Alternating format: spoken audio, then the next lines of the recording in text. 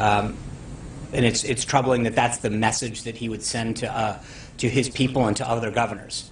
Because we are a nation of laws, and I think that people need to understand that whether it's the laws that he passes as the governor of Connecticut or the laws that are passed through Congress and signed by the president, there's a reason that a democracy works. It's because the people speak, our representatives, at every level pass a law, and the executive in that particular branch of government signs or vetoes it, and then we live by those rules. And the idea that you can decide which laws to agree or not to agree with or follow or not follow undermines our entire rule of law.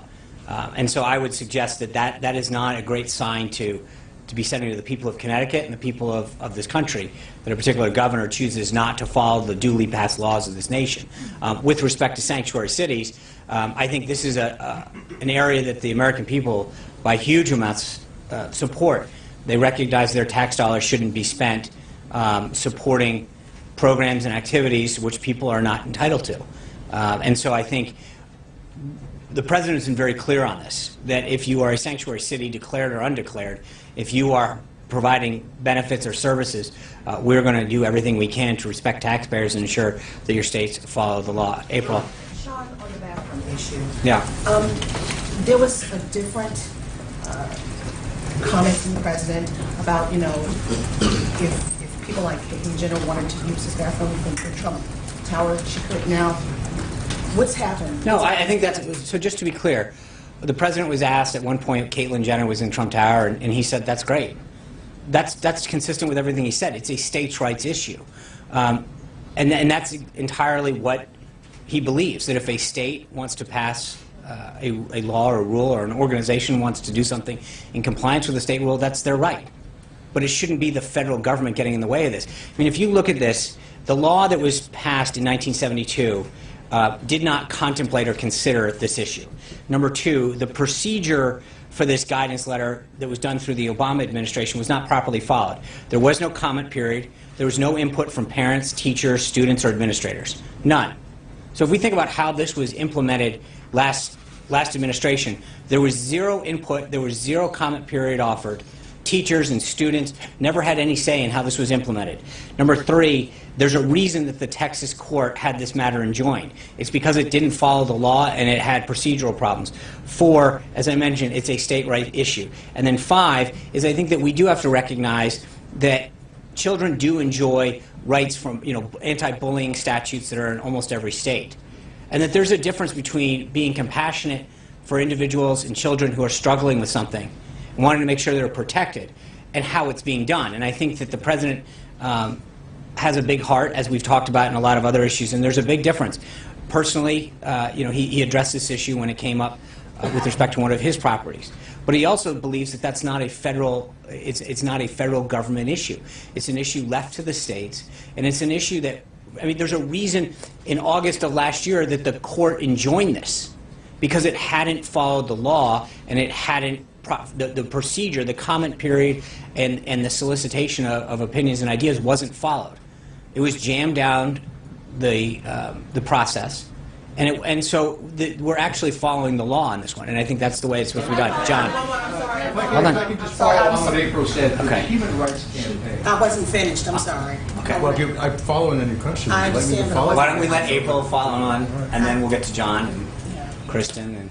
So I have one. I have something on another issue really fast, and John can do that. On the HBCU executive order, we understand the executive order that's coming out sometime later this month.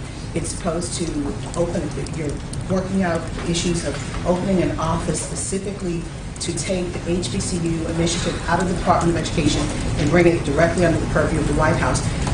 Who will be heading that? Have you figured that out? Have you also figured out how you will build that office out? Yeah. Because we understand that is one of the big pieces of this. Well, respectfully, that's why it hasn't been issued yet. We're working it through the process. Obviously, that is something that we're committed to getting done by the end of Black History Month. So our days are numbered, but there's a commitment by the president and the staff to really focus on this issue and give it the proper respect that it deserves. So if you'll bear with us a couple more days, I promise you we'll have more to say on that. So it will be a department with a full. No, I just want to be clear. I'm not going to get into the details. It's sort of my blanket statement on non-issued executive orders.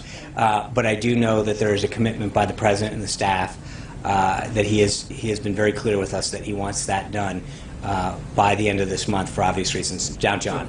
Let me get back to where we were. The Human Rights Campaign, in responding to rescinding the guidance last night, said that this is not a states' rights issue, it's a civil rights issue, and therefore is in the purview of the federal government. Do you disagree that this is a civil rights issue?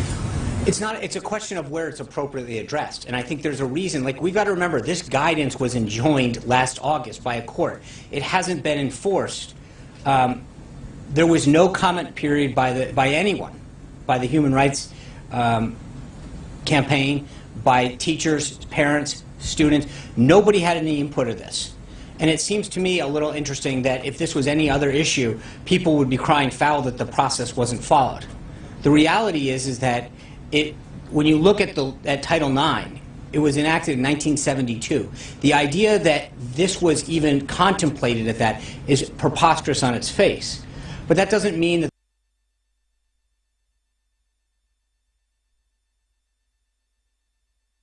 the president obviously understands the issue and the challenges that especially young children face.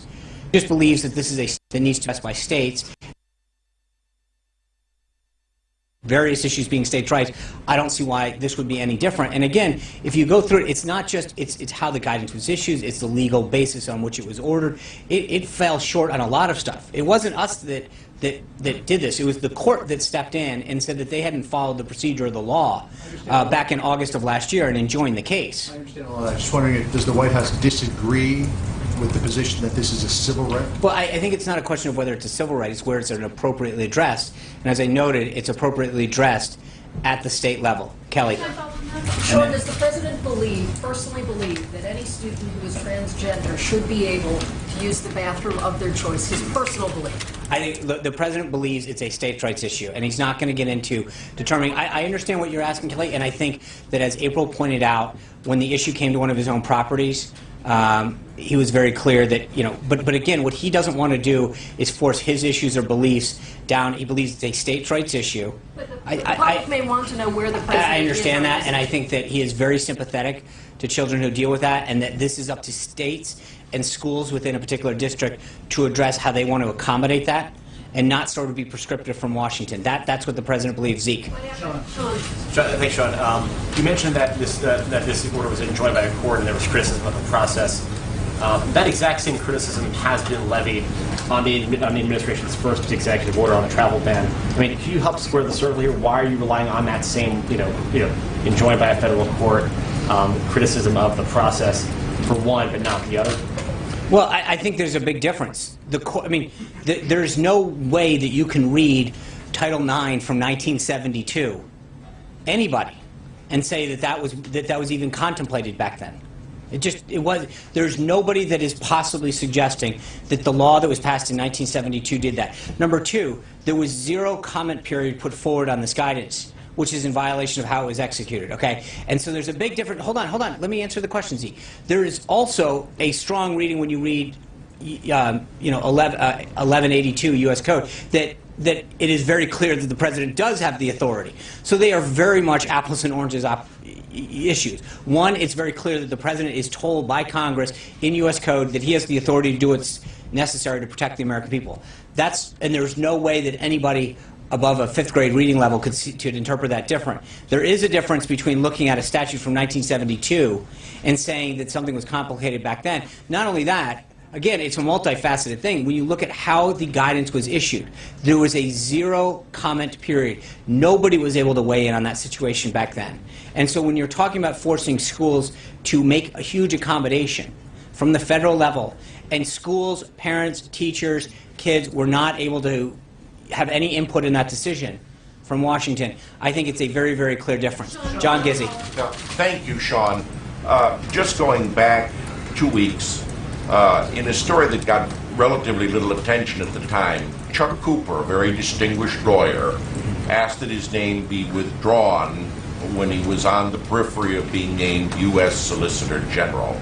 So my question is a two-parter. First, can you confirm or deny the administration is now vetting Mr. Miguel Estrada, who is a former nominee for the Court of Appeals, as Solicitor General before the visa delay case gets to the Supreme Court? And second, Mr. Cooper said that he did not want to go through the same experience that Jeff Sessions, his good friend, did when he had the confirmation hearings and the vote in the Senate. Does that make the president a little bit discouraged about getting the nominees he wants for some very important positions? Well, thanks, John. And I'd say on the first part, as you know, and I'll give you the same answer we give executive orders, we don't comment on personnel decisions until they're made, until they're finalized. So I've got nothing for that. On the second part, what I would say is that the president is very confident. We have a deep bench of folks who, during the transition, we talked about this, a number of people who've expressed a huge interest in joining the president in fulfilling this agenda. And that list is robust and long. However, that being said, I think for folks who have to go through the Senate confirmation and to watch what has happened to some of these fine individuals, the delay tactics, the tearing apart of their personal lives, it is discouraging for some of these people, I think, in terms of Mr. Cooper and others, who are looking at the process, saying, I would like to be part of this administration, help fulfill this vision and this agenda, but this is what I'm going to have to go through. So while this is somewhat of an isolated case, I definitely understand what he's talking about here. And I think, you know, those are few and far between. But I think that when you realize what is happening largely at the expense of Senate Democrats in terms of dragging these people through a very, very delayed and arduous process for purely political points, you know, I think that there's some people who could look at that process and potentially say, I don't want to serve. Luckily, we've not come to that beyond a handful of folks. Largely, people have a huge desire and are willing to make great sacrifice, both financially and personally, to serve in the administration, because I think they understand what potential change this president is bringing to this country and to the city. So, but I understand his point. This morning, the president talked about, as he often does when he talks about immigrants, he talks about really bad dudes. Yeah. You talked about precision. The Homeland Security Secretary this morning insisted there won't be mass deportation. Right.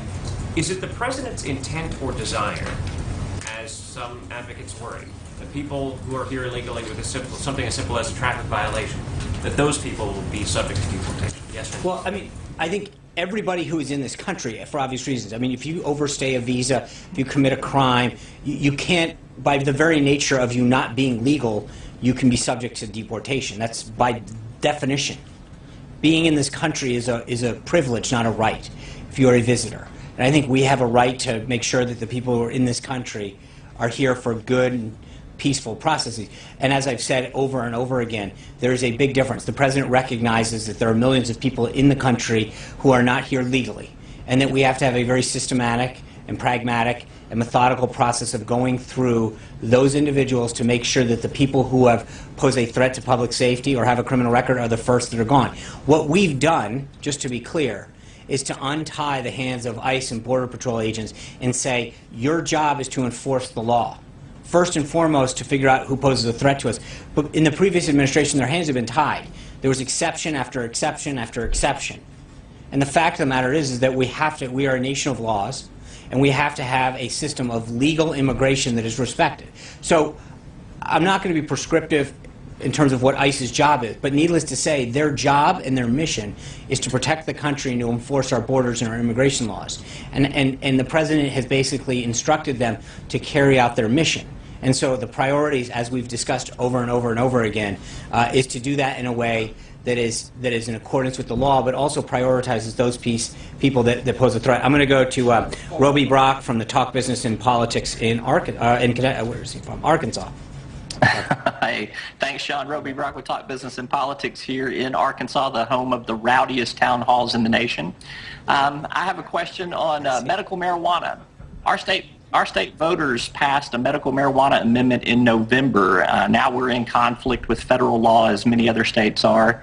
The Obama administration kind of chose not to strictly enforce those federal marijuana laws. My question to you is, with Jeff Sessions over at the Department of Justice as AG, what's going to be the Trump administration's position on marijuana legalization where it's in a state-federal conflict like this? Thanks, Roby. There's two distinct issues here: medical marijuana and recreational marijuana. I think medical marijuana, I've said before that the president understands the pain and suffering that many people go through who are facing especially terminal diseases, and the comfort that some of these drugs, including medical marijuana, can bring to them. And that's one that Congress, through a rider in 2011, looking for a little help, I think put in an appropriations bill saying the Department of Justice wouldn't be funded to go after those folks.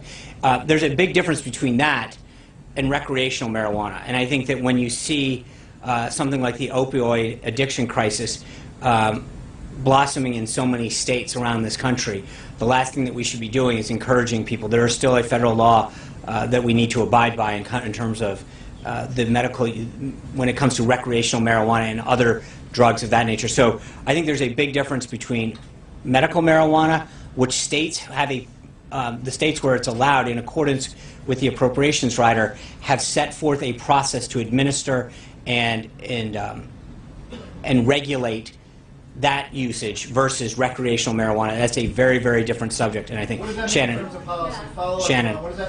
Glenn, this isn't a TV program. We're gonna, Shannon, okay, you don't get to just yell out questions. We're gonna raise our hand like big boys and girls because it's not your job to just yell out questions. Shannon, please go. Okay. Well, first on the manufacturing summit, was the AFL-CIO invited? And then, yeah, I did want to follow up on this medical marijuana question. So is the federal government then going to take some sort of action around this recreational marijuana in some of these states? Well, I think that's a question for the Department of Justice. I do believe that you'll see greater enforcement of it. Because, again, there's a big difference between the medical use, which Congress has through an appropriations rider in 2014, made very clear what the intent of what their intent was in terms of how the Department of Justice would handle that issue. That's very different than the recreational use, which is something the Department of Justice, I think, will be further looking into. I'm sorry, Shannon, what was the first part? Was the AFL-CIO invited to the manufacturing meeting today with the CFOs? Because they are part of this manufacturing council. Right. I think this was just focused on people who actually, they were not, I don't believe, part of this one. As you know, that we've had union representation at other meetings. I think this was specifically for people who are hiring people and the impediments that they're having to create additional jobs, hire more people. And obviously, while the president values their opinion, and that's why that they've been involved in some of the past, this was specifically a manufacturing people who hire people, who manufacture, who grow the economy, who grow jobs, and that is a vastly different situation. Andre. Thank you, Sean. I specifically sat here next to John to have it in on me. Thank you. A question on Russia. Secretary Tillerson and General Dunford have had meetings with their Russian counterparts. Is the president pleased with the results of the meetings? Yes. And what comes next? Yeah, both of them had an opportunity to meet with their counterparts in different locations, ironically, on the same day. I believe that was yesterday. And they both had very, very productive discussions. The president was very pleased with the outcome of that, and so I would refer you back to both General Dunford and Secretary Tillerson on those. But yeah, you started discussing the where and when for the summit, for the leaders' meeting. I don't have any updates on that, but I'll look into that. Sure. Cecilia. I just want to follow up. I want to clarify. Okay. Make sure I understand what you said. You said you will see greater enforcement of it? I would refer you to the Department of Justice. No, I know what I think. Then that's what I said. But I think the Department of Justice is the lead on that. It is something that you should follow up with them. But I believe that they are going to continue to enforce the laws in the books with respect to recreational marijuana versus. Real question, if you don't mind. That was the first one, pretty real. Ivanka Trump was at the White House today for a meeting on human trafficking. She had this meeting on CEOs. We saw her in a smaller session here at the White House today. What exactly is her role here? I think her role is to be helpful and provide input on a variety of areas that she has deep passionate concerns about, especially in the area of women in the workforce and empowering women. She is someone who has a lot of expertise and wants to offer that, especially in the area of trying to help women. And she understands that firsthand. And I think because of the success that she's had, her goal is to try to figure out, and the understanding that she has as a businesswoman, to use her expertise and understanding to empower and help women have the same kind of opportunity and success that she's had. So, Still not a formal role? no, I think that, no, nothing more than you've seen now. I think last night the meeting that she had in Baltimore was one that she was done on her own. There's areas that she's cared very passionately about before her time in the White House, before her father coming to the White House, rather. And now that her father's in the White House, that she continues to seek a platform that helps empower and lift up women and give them opportunities and think of ways that they can be. Sean, thanks. On the human trafficking meeting today, the President said, well, when you talk about solving this kind of problem, that's a nice word, but it's really, he suggested that more likely he could just help out on that problem. What's his definition of success in this? What's his goal? Is he looking at stronger criminal penalties? Well, Dave, I think that's, as I read out earlier, that the President understands that this is a serious problem both for adults, but particularly for children who are being sold both domestically and internationally, and it's why we brought these groups in. It's to make sure that we figure out how do we make that number as close to zero as possible, and that we institute policies both domestically but then abroad, in working with our partners to figure out how do we combat the trafficking of people. And it's things that we can be forceful in terms of the rhetoric that the President uses, but also the enforcement tools that he uses both domestically and internationally. Trey. Has the President been briefed at all on the situation at Standing Rock? And is he concerned that a standoff with protesters could slow down his executive orders on pipelines?